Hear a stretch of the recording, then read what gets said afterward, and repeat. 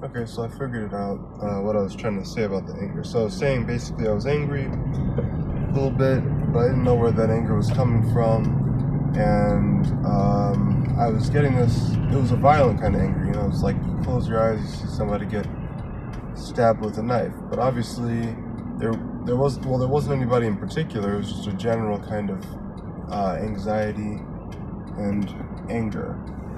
And so I was trying to make sense of it, I guess, and I was maybe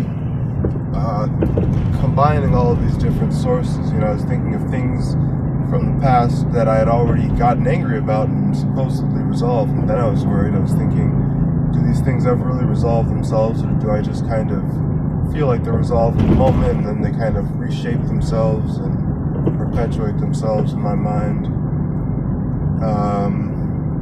But then I thought,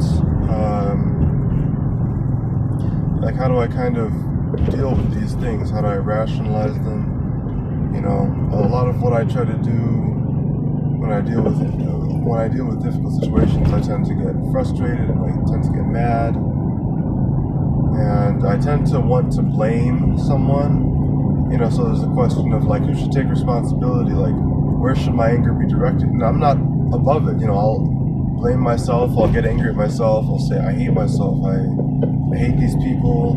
I hate myself. You know, and you know, I feel like, and I'll say I hate myself, but even maybe I don't even really hate myself. I'm just angry at myself, and I want to somehow punish. You know, I want to direct that into kind of like a, you know, I have to take responsibility for all these different decisions that I've made in my life, even the high level ones. Like, if things go wrong, you know, this is all part of the path that I've chosen for myself. Even if somebody else screws me, I say I take responsibility for the place that I am. But my response isn't like a mature one all the time. My response is to sometimes get mad, and I get mad at myself because of disappointment, frustration with the outcomes of the things that I've tried. And I think what melded me out after using the bathroom, because I think that I had, like, you know, full bladder, so I was just kind of mad in general. But it was sort of thinking that I don't necessarily have to be angry with myself. I mean, I'm frustrated, maybe I could turn that into something constructive, where I'm thinking,